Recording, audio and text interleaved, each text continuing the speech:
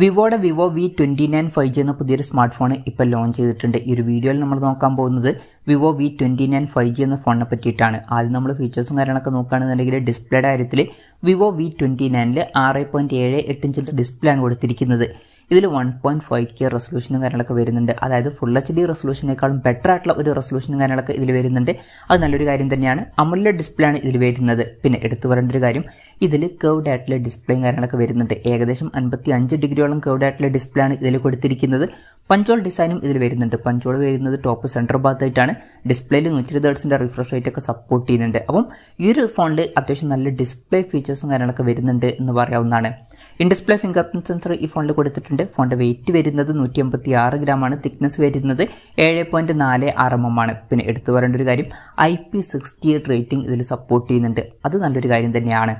AG glass back boarding കാര്യങ്ങളൊക്കെ ഇതിൽ കൊടുത്തിട്ടുണ്ട്. ഈ ഫോണിൻ്റെ നോബിൾ ബ്ലാക്ക് പിന്നെ പീക്ക് ബ്ലൂ എന്നീ 2 കളർ വേരിയൻസ് ആണ് ഇപ്പോൾ ലോഞ്ച് ചെയ്തിരിക്കുന്നത്. ഇനി പ്രോസസ്സറിൻ്റെ കാര്യത്തിലോട്ട് വരികയാണെന്നുണ്ടെങ്കിൽ സ്നാപ്ഡ്രാഗൺ 778G എന്ന പ്രോസസ്സർ ഇതിൽ കൊടുത്തിട്ടുണ്ട്. ഈ ഒരു ഫോൺ 45,300 രൂപ പ്രൈസ് റേഞ്ചിലാണ് വരുന്നത്. ആ ഒരു പ്രൈസ് റേഞ്ചിൽ ഈ ഒരു പ്രോസസ്സർ എങ്ങനെയുണ്ടെന്ന് വെച്ചാൽ അത്ര ബെസ്റ്റ് ആയിട്ടുള്ള പ്രോസസ്സറാണ് എന്നൊന്നും പറയാൻ പറ്റില്ല.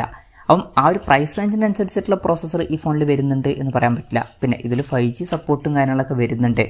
പിന്നെ ഈ ഫോണിൽ 8GB RAM ഒക്കെയാണ് കൊടുത്തിരിക്കുന്നത്. അതുപോലെ തന്നെ എക്സ്റ്റെൻഡഡ് RAM എന്നുള്ള ഫീച്ചറും ഇതിൽ വരുന്നുണ്ട്. അതായത് എക്സ്ട്രാ RAM വേണ്ട സമയത്ത് ഇന്റേണൽ മെമ്മറിയിൽ നിന്ന് കുറച്ച് മെമ്മറി എടുത്തിട്ട് അത് RAM ആയിട്ട് യൂസ് ചെയ്യും. NFC എന്നുള്ള ഫീച്ചർ ഇതിൽ സപ്പോർട്ട് ചെയ്യുന്നുണ്ട്. Android 13 ബേസ് ആയിട്ടുള്ള ഫോൺ ടച്ച് സോഫ്റ്റ്വെയർ ഒക്കെ ഈ ഫോണിൽ വരുന്നുണ്ട്. ക്യാമറയുടെ കാര്യം പറയുകയാണെന്നുണ്ടെങ്കിൽ ഫോണിൻ്റെ പിന്നിൽ ട്രിപ്പിൾ ക്യാമറ സെറ്റപ്പ് കൊടുത്തിട്ടുണ്ട്. 50 mega pixel main camera sensor ഈ ഫോണിൽ വരുന്നുണ്ട്. ഇതിൽ OS എന്നുള്ള ഫീച്ചർ സപ്പോർട്ട് ചെയ്യുന്നുണ്ട്. 8 megapixel ultra wide angle ലെൻസും അതുപോലെ തന്നെ 2 മെഗാ പിക്സൽ ഡെപ്ത് സെൻസറും ഈ ഫോണിൽ കൊടുത്തിട്ടുണ്ട്. ഫ്രണ്ടിൽ 50 മെഗാ പിക്സൽ സെൽഫി ക്യാമറയാണ് കൊടുത്തിരിക്കുന്നത്. അപ്പം ഓൺ പേപ്പർ അത്യാവശ്യം നല്ലൊരു ക്യാമറ സ്പെസിഫിക്കേഷനൊക്കെ ഇതിൽ വരുന്നുണ്ട്. പിന്നെ വിവോയുടെ V സീരീസിൽ വരുന്ന ഫോണുകളിൽ ക്യാമറയിൽ അത്യാവശ്യം നല്ല ഫീച്ചേഴ്സും ഉണ്ടാവാറുണ്ട്. ബാറ്ററിയുടെ കാര്യം പറയുകയാണെന്നുണ്ടെങ്കിൽ 4600 mAh ബാറ്ററി ഇതിൽ കൊടുത്തിട്ടുണ്ട്. 80 വാട്ടിൻ്റെ ഫാസ്റ്റ് ചാർജ് സപ്പോർട്ട് ചെയ്യുന്നുണ്ട്. അതുപോലെ തന്നെ ടൈപ്പ് സി ചാർജിംഗ് പോർട്ടും ഇതിൽ വരുന്നുണ്ട്. അപ്പം ഇതൊക്കെയാണ് ഫീച്ചേഴ്സിനെ പറ്റി പറയാനുള്ള കാര്യങ്ങൾ. പിന്നെ ഈ ഒരു സ്മാർട്ട് ഫോൺ ഇപ്പം ഇന്ത്യൻ മാർക്കറ്റിൽ ലോഞ്ച് ചെയ്തിട്ടില്ല. ഇപ്പോൾ ഗ്ലോബൽ മാർക്കറ്റിലാണ് ഈ ഫോൺ ലോഞ്ച് ചെയ്തിരിക്കുന്നത്. ഈ ഫോൺ ലോഞ്ച് ചെയ്തിരിക്കുന്നത് ഏകദേശം 45,300 രൂപ പ്രൈസ് റേഞ്ചിലാണ്.